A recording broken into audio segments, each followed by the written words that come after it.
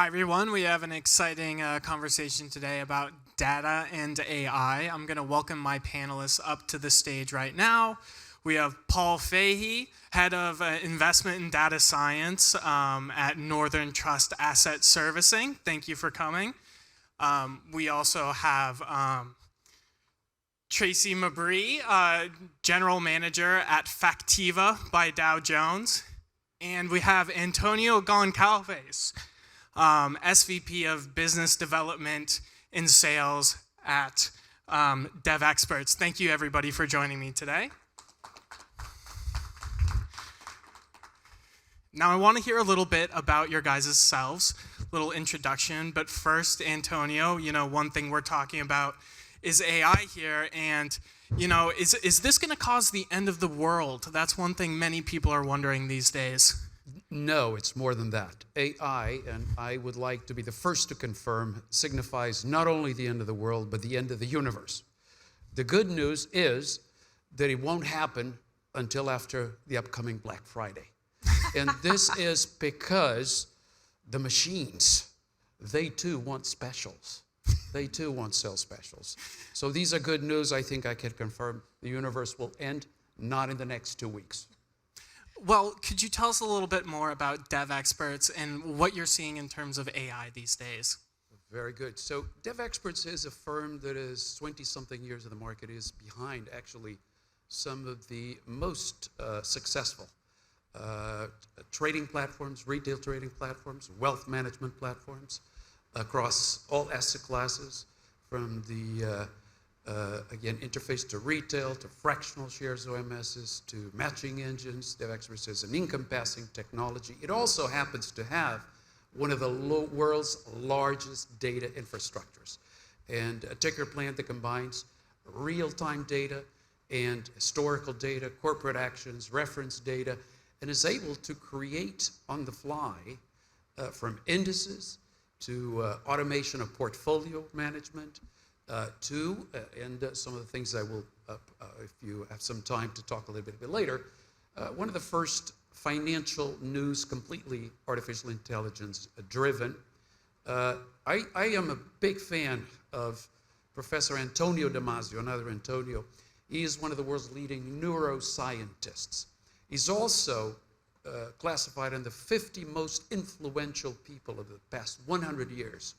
He is a philosopher, but above all, a neuroscientist. He's one of the most referenced men in any book you can read, especially New York Times bestsellers of the past 15 years. His first book was called The Error of Descartes. Descartes was the first rationalist. He defined man as the only rational being. And mankind, therefore, was in a unique position in God's creation to take rational, intelligent decisions. Professor Damasio has proven, in the most advanced of the neuroscientific investigation, proves that humans are not a rational being, and that decisions are mostly taken by the emotional side and by a strong coupling of the rational part of the brain with the emotional part of the brain. Artificial intelligence fails by not being able to, as part of that self-generation intelligence, which is always of the past, always of the data that exists, it is incapable still of bringing that emotional component that is fundamental in human decisions. Therefore, I do not think that AI is close enough to dominate our world, but when the fundamental question is how emotions arise and how are they linked, and they're linked today to a physical body, how can you generate that with a machine? I'm going to leave it at that so that... Thank you, I appreciate that.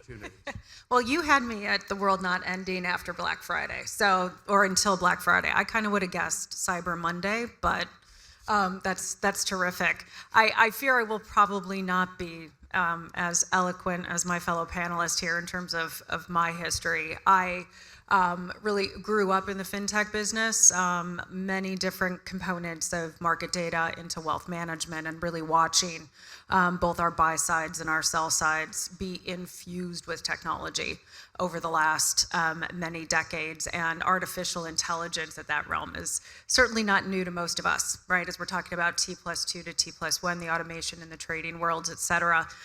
So this next avenue, I think, is going to be an incredible conversation for us to have today, and especially with the role that I have now. Factiva is very much at the intersection of the publishing and media communities and technical innovation. So we're excited. Thank you for having us. Thank you. And what are you seeing in terms of AI these days? I think we're at the early stages. I've said a couple of times, and I've been laughed out of a couple of different rooms, where I've said that it is our 1440 moment, so with the movable typeface. And the reason for saying that is I look at what it is allowing subject matter experts today to have unlimited capacity. Some may argue that most people don't work 40 hours, but a subject matter expert is limited by the amount of hours today that he's willing to spend. I think that's blown out of the water when it comes to AI. It expands their capacity, it expands their reach. They answer a question now, that becomes available to anybody and everybody. So I think there are tremendous upsides for AI. But if I take it back to what we're seeing today, I think it's early stages. From an investment standpoint, at Northern Trust, we're looking at where can we use it for both our own internal efficiencies, but what does that look like from an investment standpoint for both asset managers, asset owners? What can they do? We've seen examples where you now have firms that are using AI to produce analyst reports in a matter of minutes, something that analysts today take 24 to 72 hours once the announcements have been made from the firms. Being able to produce those in minutes, put them on a portfolio manager's desk, have them make informed decisions so quickly, that's a significant step forward. And again, I think it's only the start. Yeah, it's interesting to hear you compare it to sort of these technological innovations of the past that sort of increased people's efficiency as workers, because, a lot of the conversations I have with people about sort of what this means, this AI era, people almost like to refer to it as part of a fourth industrial revolution or something of that scale, where it really is transformative. And you talk about firms, I think, Decrypt, it's a startup, and I think every startup is thinking right now about how do we use this in order to maximize the utility of our workers. Now, we talk about how it's like the early beginnings. I think it's important to just talk about how AI influences how we're consuming data, how we're interpreting data, and how it ultimately ends up influencing the decision-making process. What are your guys' biggest takeaways in terms of real concrete change in terms of data consumption, interpretation, and decision-making? I'd like to start with you. Sure. So I'll start with, we've talked about AI, and we use the term augmented intelligence, because I think this concept of human in the loop is absolutely key. I've heard people say AI allows people to do things that, or AI can do things that humans can't possibly do. I have a bit of an issue with that. I think it allows humans to do things more quickly, and I think anything that the AI does, given enough time, effort, and resources, a human could probably do. Clearly, if it takes you 2,000 years to do something that a computer can do in a matter of minutes, then it's a non-issue. But the reason why I think it's important is if the human could not do it, then it's very difficult for the human to interpret the results. And the human in the loop, at least for the foreseeable future, is going to be key to this.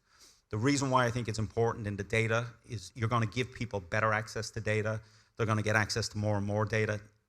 I don't want to jump on the ESG bandwagon, but I think ESG is one of those places where it's highlighted this explosion in data, the ability to interpret that data, to gather it, and to make meaningful decisions around it. I would say ESG data as it relates to public firms is a struggle today. If you add in private markets, it just explodes the challenge. I think we're starting to see AI being able to gather, both on the public and the private side, meaningful data and allowing people to make a decision, regardless of what your view of ESG is, whether you see it as managing the downside risks or upside potential, or whether you're talking about real impact investing and using ESG data. It's just one example of an explosion of data from many, many different places with many, many asks of the individuals. And I think humans alone will struggle. So this idea of augmented intelligence, where AI can help make better insights or make better decisions and better intelligence around the data is key. Thank you. And Tracy, the ways that you're seeing AI influence data consumption, interpretation, and decision making. Oh, absolutely. To really tag off of what Paul just said, I think we leverage the term right now into something that, we look at authentic intelligence. So very much with the notion of keeping the human in the loop. We really look at the fact that we're bringing together such vast amounts of data. The ecosystem that, as I like to refer to it, that I run has over 33,000 sources of content and media information from around the world, and they are copyrighted, direct sourced information.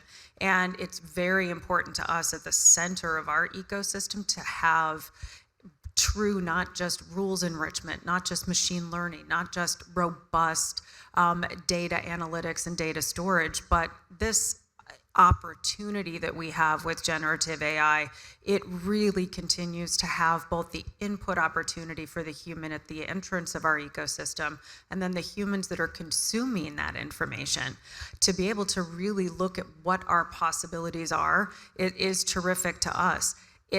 With the opportunity certainly does come the risk, and the risk, as we look at it from a media perspective, is a bit back to the trust and transparency, the validatable and auditable sourcing of where the information is coming from. I would concur, and hopefully my fellow panelists will weigh in. I think we're just at the cusp of that. We're going to start to see so much different regulation-based component from different, not just jurisdictions and industries, but in terms of how all of us will be required as different entities of the corporate and the financial services sectors. What is that robust validation that we're going to need to be able to support? So I view it very much opportunistically, but we're going to be needing to look at the risk mitigation components on each of the hands. I'd love to dive more into that later. AI can be like a game of telephone gone wrong sometimes, we see, in terms of its impact on markets. So definitely a lot to unpack there. I'd like to just tap into of course. what you just said, because she mentioned the regulators. She didn't mention the lawyers yet.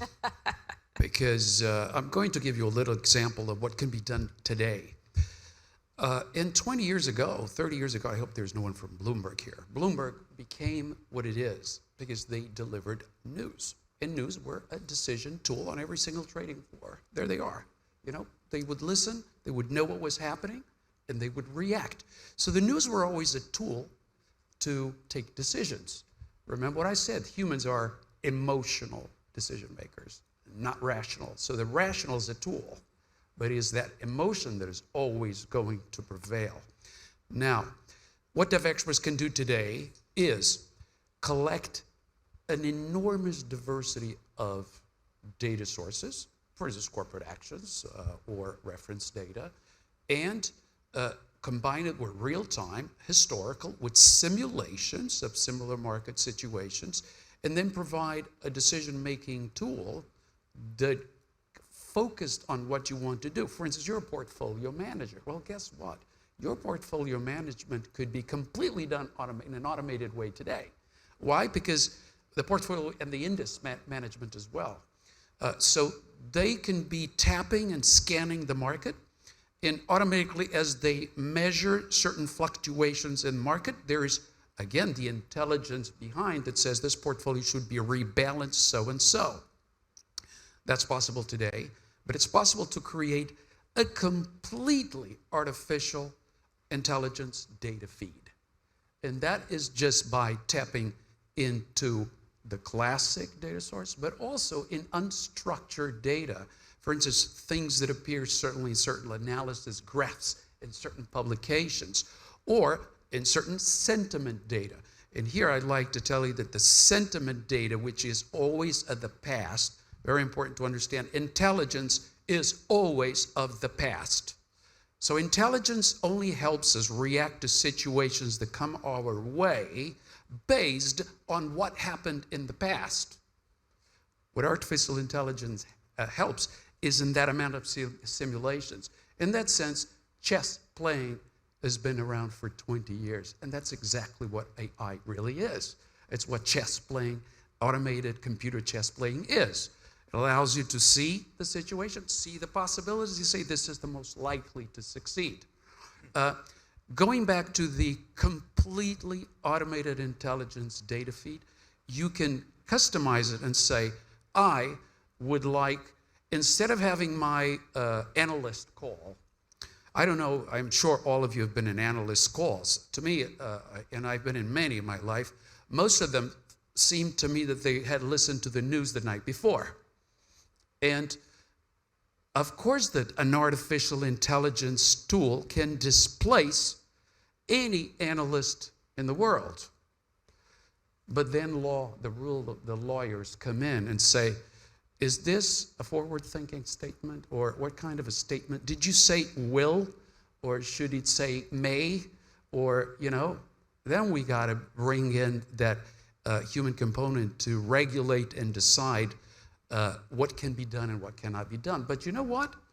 That's nothing different from what it is already today. I'm very much in agreement with Paul that says, yes, this is a tool that multiplies, just like a chess cheater. An international player goes to the bathroom to look at the computer, right? This will multiply the ability of anyone to be a supreme chess player by the sheer amount of simulations and data that is available. So, can I pick up on just on the chess analogy? I think it's interesting that if you look in the chess community, there are three types of competitors: individual humans, computers, and then centaurs, humans and computers working together. Yeah. It is not a surprise to me that the centaurs win 67% of the time. So more than 2/3 of the time, the human and the computer working in tandem is the most effective. And if I take that back then to the investment space, where I see AI, that augmented intelligence, it gives the investment manager that additional insight, access to data, and makes them better at what they do. And I think, unlike this idea of AI completely taking over, I think it probably eliminates some of the data aggregation, data analysis that they're doing, and presents them with a lot of information up front that then allows them to compete with large players who are able to spend tens of millions of dollars on technology. It allows the manager to compete on what I think they should be competing on, which is investment acumen.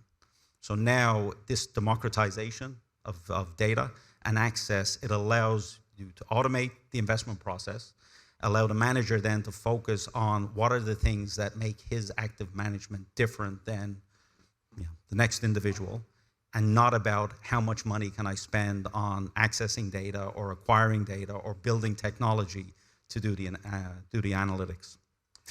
Paul, I can tell you're an optimist at heart, talking about integration and augmentation, because as somebody who works in media, it does definitely seem to be trending more towards a replacement attitude in terms of individual workers and what they can bring to the table. Now, you talked about democratization in terms of what AI can bring to the table in terms of data. What does that look like to you, and what impact do you think it would have on markets overall to see that democratization? I think it's just what I said. It's around taking something that historically has been how much money can I spend on technology to get those insights, and saying, well, now those insights are readily available because the technology is advanced to a point where on a cost-effective basis, you can modernize your technology, you can automate and make scalable your data acquisition, data analysis, so you can take from data to information to insights to intelligence, and then focus your skill set as an investment team, whether it's a investment manager at a manager or it's a allocator, a CIO at a large allocator. And I'm focusing my efforts on what I'm paid to do, which is make investment decisions, not on my ability to gather large amounts of data.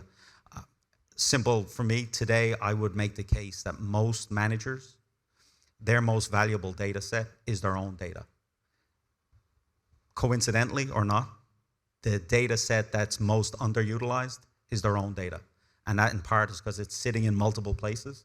And the ability to bring that together, which is part of what AI and the technology developments has allowed them to do, now allows them to get real value from all of that data they have at their fingertips. Thank you. I'd love to tag on to that and put a bit of a wealth management hat on for a moment, kind of go back into my history, because from a wealth management standpoint, much like the buy side in the investment management asset servicing community, the idea from a technology standpoint has been configuration at scale. If anybody in here is the market data alum like myself, we were very much knowing we had to be able to bring experiences to literally hundreds of thousands of seats when you're talking about the financial advisory community just in the US. And being able to offer a configurable solution was really the barometer that we needed to be able to hit with not only the democratization now from a data perspective, but even the democratization of use cases. We're able to not only leapfrog beyond configuration at scale, we're really going to customization and ultimately personalization at scale. So how can we bring data not only to the investment community, to the consumers of that information, but we can now bring it in the different mediums to which we all have our own personal preferences. Whether we're on mobile phones or we're on tablets or we're on our computer. If you're like me, you're probably doing a couple at the same time while you're binging something. So you're doing all of that, and then you're also consuming information. You're either a voracious reader, you want to listen to your podcast, you're wanting to view something. The fact that we can now bring information not only with such personalized capabilities with AI, but be able to bring it to all these different mediums the way we as individuals want to consume it. It's just so much, again, of an opportunistic moment, particularly in financial services, for us to continue the things that really matter, which are the personal human-to-human relationships. The wealth management space, I think it's clear and has been predicted that that's will be one of the most affected spaces, because the technology is there to completely displace the RA, the registered advisor. The only thing is, how are you going to register an artificial intelligence tool as an advisor? So again, we go back to regulatory, but the technology is there, and there are so many end users, retail users today do not want somebody to come tell them, especially because most of them have to go ask somebody else, analysts and people internally at the bank, to tell them what the heck should I say, right? So all of that can be today automated. And actually, DevExperts has implemented or offers a solution that allows you not only to completely automate the portfolio and rebalance it and republish it, or rebalance it and reissue it, but also do that allows you to create your own index. Anyone can create an index. Anyone. The only reason why large companies, I'm not going to mention names or I'll show up dead on Liberty Street later, but the largest companies that own indices today own it because of the brand, not because of the technology. Technology allows anyone in this room to construct their own index, calculate it, rebalance it, look at the data, put market scanners, put alerts, put all the mechanisms in place to automatically rebalance the entire index, calculate it again, and republish. Can be done with no further. It's I wouldn't say that it's a simple, but it's a readily available technology. Talk about democratization. Anyone can put or construct their own index and put it in the market. I think we've talked a lot about AI and sort of the benefits when it comes to data, but you can't ignore the pitfalls when it comes to this technology. I'm reminded of earlier this year that momentary flash crash that we saw after like a fake account on Twitter ended up posting something about like a missile hitting the Pentagon or something like that in Washington, D.C. I think it's paramount when we discuss AI is, how do you navigate these pitfalls? What are some of the best practices that industry leaders need to put in place to make sure that, these problems, while persistent they may be, don't have a similar impact moving forward? I personally would bring in the lawyers. They have been known within our civilization to be able to destroy any movement, any advance, anything. So they're the right people to come in. But I'll let Tracy follow on this. I won't go so far as the lawyers, but I will say, look, we're very much, we are at, again, kind of that crux position of technology and publication, which is basically content creation and content distribution. And, as we're looking at that from a data perspective overall, I think, my personal philosophy is that we, as certainly industries, have an opportunity to come together to use data for good. I know that may be a little bit of a rose-colored glasses moment to be able to say, because a lot of times that is not the case from the corporate environment and the markets overall. But it is really a responsibility of all of us to utilize this technology and really advocate for it to do its best intention and perform with its best intention, because all of the notions in the past, in the several years of fake news and fake information, and we're talking about video validation, we're talking about media literacy programs in schools, there's a lot of different ways to give improper or incorrect information.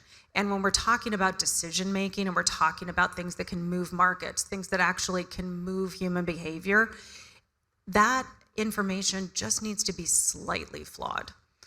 And it can be now propagated and perpetuated through AI models, through different generative opportunities, that information then so quickly becomes pseudo-gospel that people are making not only incorrect business decisions, they could be making things that are very difficult to come back from. So I do very much believe that we as industries, whether we're talking about technology, we're talking about financial services, we're talking about media, we do have a really immense responsibility to come together and really, before we get the lawyers involved, to really talk about what it is that we should be doing, not just from audibility and traceability, but when we're talking about source referencing, when we're leveraging digitally advocately tools such as watermarking and other things, to be able to really be able to do that as industry-wide and hopefully lead with a little bit of hindsight 2020 that we potentially didn't do with things like the internet coming into the wide sphere many years ago.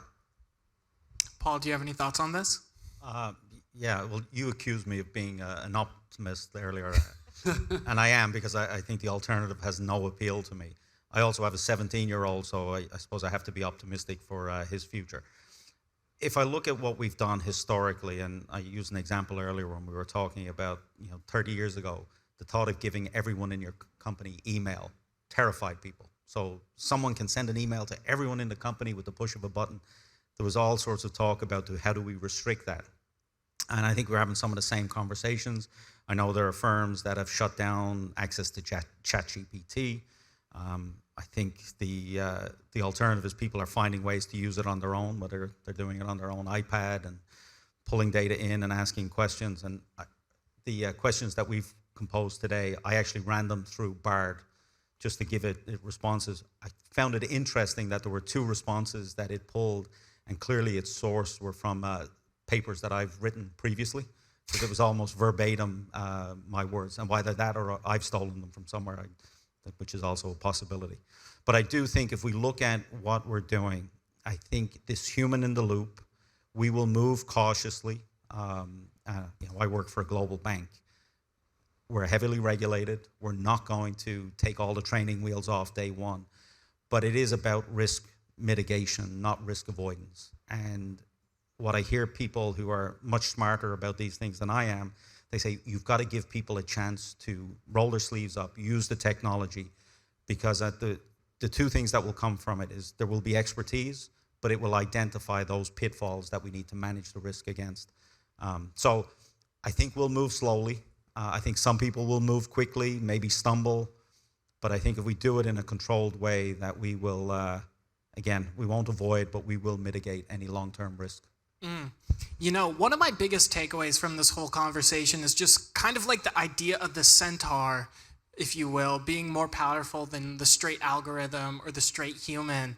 In terms of the 21st century centaur, if you will, what will that look like when it comes to people in finance who use AI? It can be something small, as in like I would use this specific tool to analyze my email inbox or something along those lines. I'm just curious what you think like these daily habits are going to look like 1 year from now, 5 years from now? I can't help it. It will look like the Terminator, but that's okay. Arnold Schwarzenegger, or the cyborg. I'm sorry. Now, look, I think we're already seeing it. Your example of email, Microsoft is built into their Office 365, so that those capabilities exist today. I think the two main tenets of successful AI will be good data, and good, I'm not mad about the expression, but prompt engineers. So people that can interrogate or use the AI to interrogate that data effectively. And I don't think we're going to get to a place where that's a technologist or a business person. It's some combination of the two.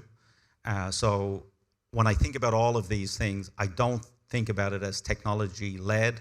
I think about it as technology-enabled. So what the future looks like, I'm not going to, we're 1 year away from ChatGPT hitting the public. So we've seen how far that's come in a year. I'm certainly not going to talk 5 years out. But I do think that there are, and I think it was John Sviokla and Paul Baer, two generative AI experts, talked about WINS, W-I-N-S, so words, images, numbers, and sounds. Any industry that is heavily driven by those four things is ripe for disruption from AI. And I see it. Again, there are aspects of our business that would fit that bill, and I see us making real advances in that space. I'm a graduate of CUNY Baruch, and I'm almost imagining freshman students a couple of years from now, they're learning how to write prompts in their intro to business class or something along those lines. But it's already happening. Oh, absolutely.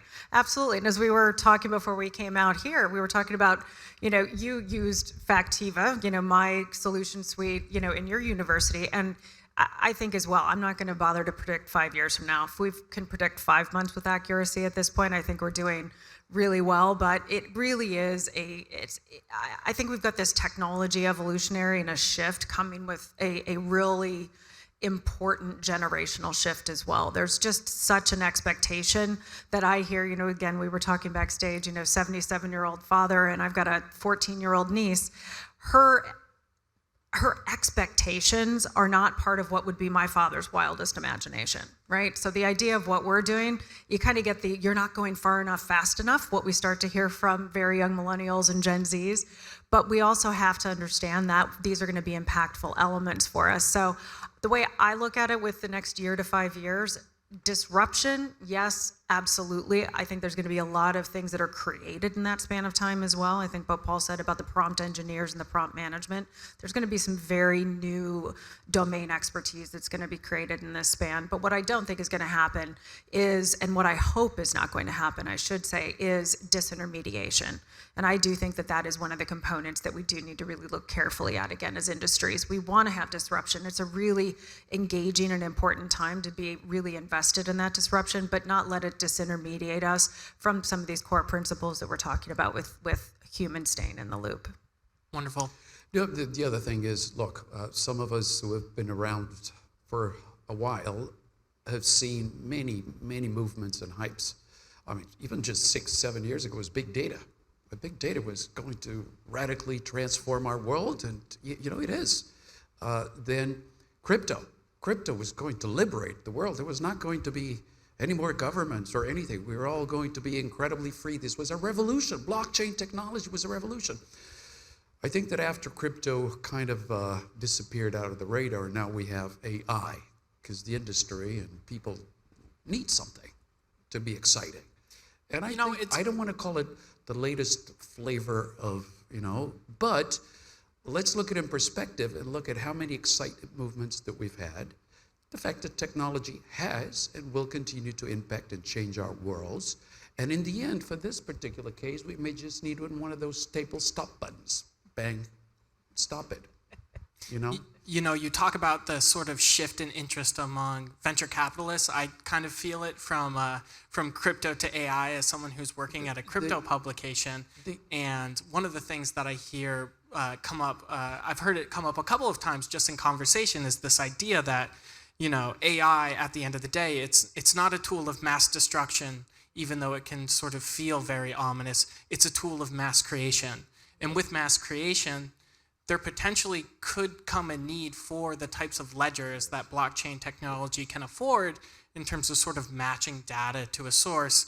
I know we're running out of time here, but I'd just be really curious to hear what sort of other place do you think AI could potentially be applied in the future, maybe within the realms of finance? Yeah, well, it's interesting you use Staples because it's actually not a Staples stop button. It's a Staples easy button. Yes. And I do think button, okay. I do think it applies. Which AI is very easy, but, but you need a stop button. I think it's the Richard Baldwin said AI is not going to take your job, but somebody using AI will. And I think that's where we get to, is that people that truly understand the possibility are willing to roll their sleeves up and use it. I think one of the pieces of advice that I heard to executives was, you may not be an AI expert, but you shouldn't figure out how to use it to do something. Spend some hours rolling your sleeves up so you understand what the possibilities are. And I think that's where we're going to see people that use it, again, augmented intelligence with a human in the loop, and are understanding what are those things that the AI can do well, allow them to do it. What are those things that the human is absolutely still better at? Make sure they do it. But the combination of the two, the centaur in chess, and Gary Kasparov, the first chess grandmaster beaten by a computer, he is one of the biggest advocates for humans and computers working together. And I got to imagine he knows something about it. So I'll take him at his word. Yeah. Closing remarks, Tracy? I think I probably couldn't have said it any better. I think it's, the AI just kind of revolution that has happened over the last several months, I think as we come into how each of us are going to be able to actually affect that within our own industries, and ultimately I think impact that from a consumer standpoint is going to be incredibly both interesting for those of us that are learning about it as we go, but that it's also, I do very much agree with the fact that this does have, just from a creation standpoint, is incredibly important, certainly for us from a journalistic standpoint, and as we deliver business news, that we're able to reinforce it. So wonderful. No, just they're very little. So AI should be a tool for decision making, not the decision maker. And that much said regarding the first prediction, to me the most important thing is we now know that AI is going to destroy us after Black Friday, after Thanksgiving. Will he be able to destroy your mother-in-law Thanksgiving? Well, thank you very much. I really enjoyed talking to you guys, and really appreciate the time.